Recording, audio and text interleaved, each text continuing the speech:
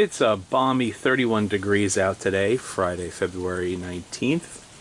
The snow, sleet is coming down, and the greenhouse doesn't know whether it's hot or cold, so the heat is coming on and off. But I wanted to show you some winged barked elms that have been frustrating and rewarding all at the same time. So let's start with the mother of them all. I believe that was the first wing barked elm I ever received, and you grow it because it does the wings on the twigs, and the bark is so interesting and furrowed and textured. The problem is, I don't think it makes for a really good bonsai. I end up in a situation where the branches don't do what I want, and the ones that do what I want end up getting covered in these wings, which are fairly difficult to deal with. They're rather coarse. So when I was doing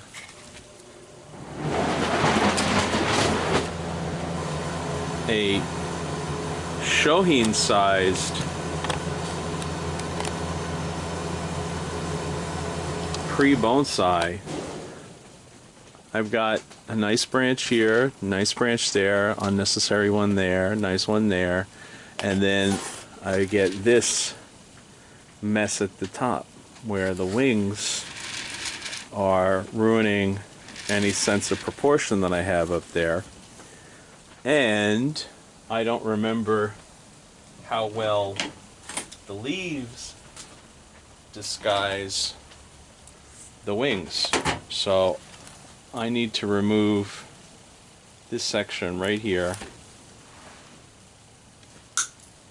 and then I'm going to cut this back. I believe that notch is a dormant bud and that notch is a dormant bud. So I'll cut those back, and then it's the standard root inspection and or root pruning depending on what the situation is. I root pruned this last spring, so I'm really not feeling a need for giant root pruning this year. I'll just do a quick nip and get rid of the circling roots. And this is a cutting that started from the parent plant, and I mean, it's going great, I love it, and then poof, up at the top, I don't know if you can see it here, I have these funky wings popping out at the top of the tree, and I'm not sure how well I like them, or if I like them. So I'm going to give this a quick nip and tuck and see what's going on. Everything that I do on all my other elms applies. That branch is dead. This branch is okay. Needs a lot more thickening, needs a lot more thickening, needs more thickening. This one back here really doesn't require any more thickening, so we'll cut back the leaf load there. And then I follow the line of the tree, and I wind up here with this winged action, and I am not going to propagate these. I just do not feel a need to have any more, unless someone calls me and says, hey, I want to buy them, then I'll start propagating them. But I really don't think they're great subjects for bonsai. You can see I pulled a little trick over there to make that branch make sense, but now this one above it does what I need, so I can eliminate the one below. This one here not helping any. So he'll probably end up being a sacrifice branch.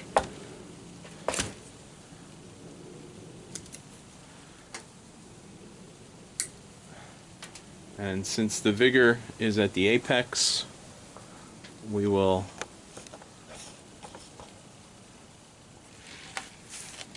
have to stay on top of that. I'm thinking that's way taller than I want and way thicker than I want.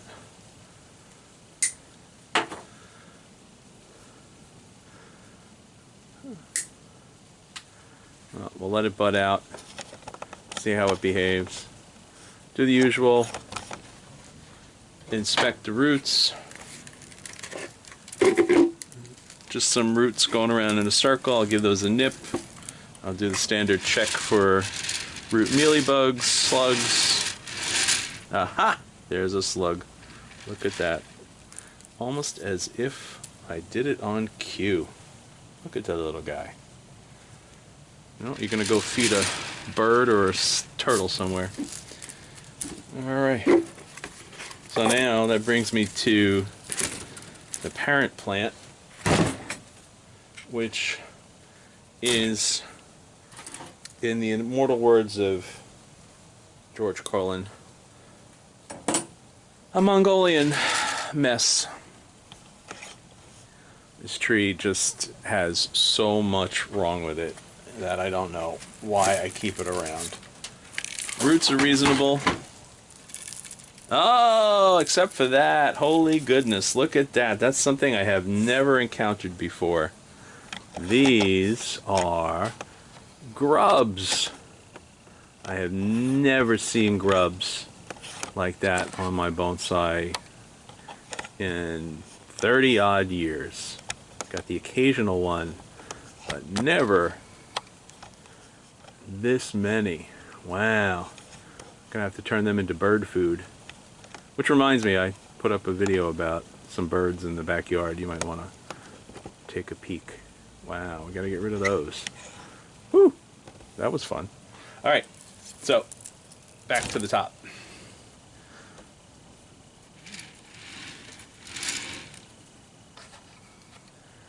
These roots are ridiculous. They're just out of control. And I like my funky roots, but I'm afraid this might even be too funky for me.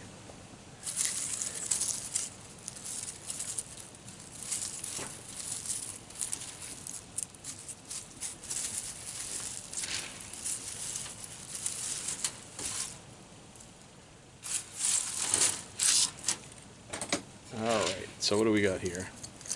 Got some funky root action. Really, really crazy. Not overly thrilled with it, especially since I think that's the back of the tree. I think this is the front of the tree, or at least I used to. Maybe I'll change my mind. Oh, there's my woods violet. No oxalis today. Look at that.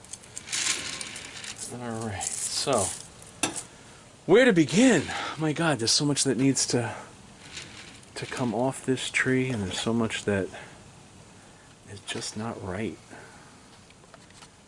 I mean, I could claim it's a natural bonsai, but I don't know, I think that's kind of a cop-out. I'm supposed to make this look like a mature tree on a smaller scale. So, I need to make a lot of pruning decisions. And generally speaking, I like to start at the base. I'll work my way up, so my number one branch will kind of set the tone for everything. Problem is, I don't know what my number one branch is. Is that my number one branch? Is that my number one branch? Is that my number one branch? I do not know.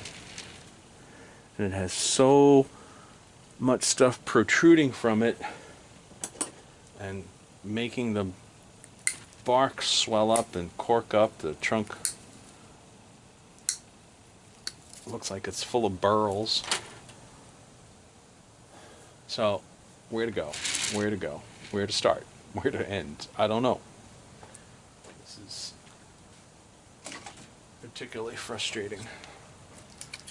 Especially since I don't really care about this variety. So, here I am expending time, energy, and YouTube bandwidth trying to figure out what to do with a tree that I don't particularly care for. Part of me is tempted to just put it back on the shelf and leave it alone. So I really do not know where I want to go. So, and you just missed it. I got inspired and took off the apex while you guys weren't looking. So I think I can remove that. See, part of me wants to go with that one. Part of me wants to go with that one. I think we'll eliminate that one.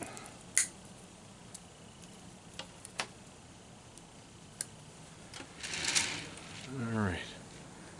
So what do I need to do? I need to let him grow.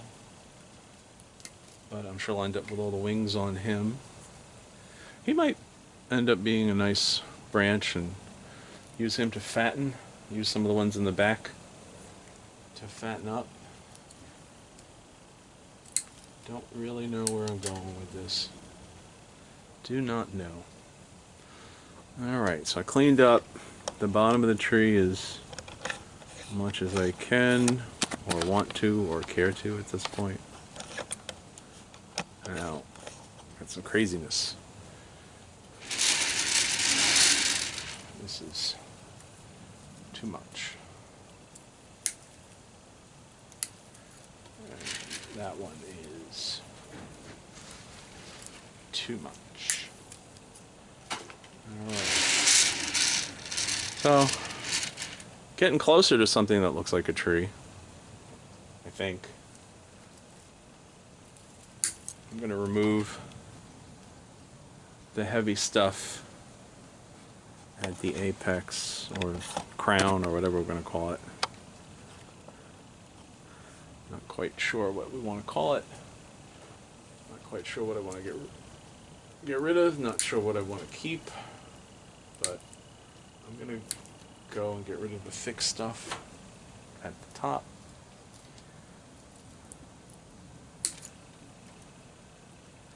Branches right on top of each other. Don't really need them. Don't know if I need that as a back branch. Don't really need that one poking you right in the face.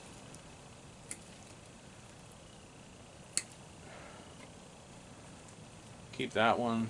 I don't need that one. I like this one going straight back. Not a big fan of the ones above it.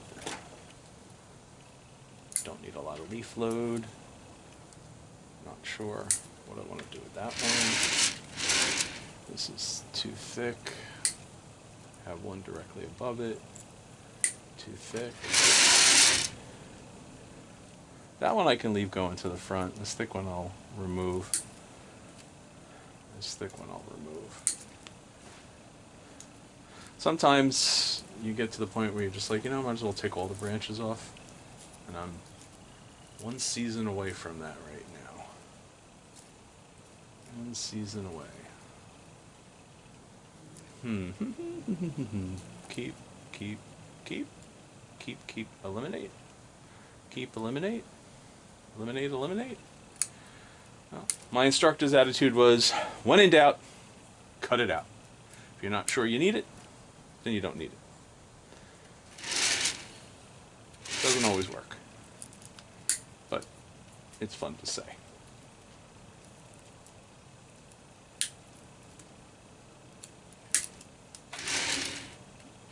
So I think the only thing I'll do here is I really don't want to invest any more time in this poor excuse for a pre-bonsai,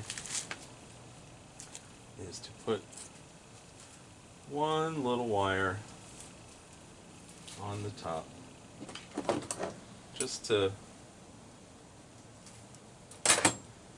guide what is supposed to be the apex of the tree,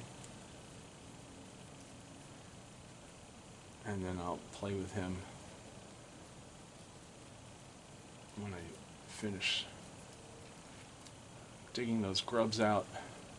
I'm going to go for that change of planting angle. And we'll see what happens. So now I need to gather up the grubs and send them out for the birds to enjoy. This should be entertaining. Not sure you want to watch this, but I'll keep the camera running for a couple minutes. So 1, 2, 3, 4, 5. They're warming up. They're warming up. 6, 7, 8, 9. 3 more, and I qualify for the New York State application of systemic insecticide in my soil. That's 10. The threshold is 12 per square foot. Here's number 11. So, good thing I have my spray guy coming in, so he can treat everything, make New York State and the USDA happy. So, now go feed some birds, and then I'll clean up the roots. Again, no liquid fertilizer this time of year. Some Osmocote, some Super Thrive. Put it back in the cool part of the greenhouse. Let him bud out at his own pace. So, one of the more unusual varieties, and I'm not recommending that anyone play with it. But we'll come back in a couple months when it's in full leaf, and I'll show you how it behaved. This is the part where I'm supposed to say go out, like, subscribe, comment, ask questions, do your thing, and by all means go out and play with your trees.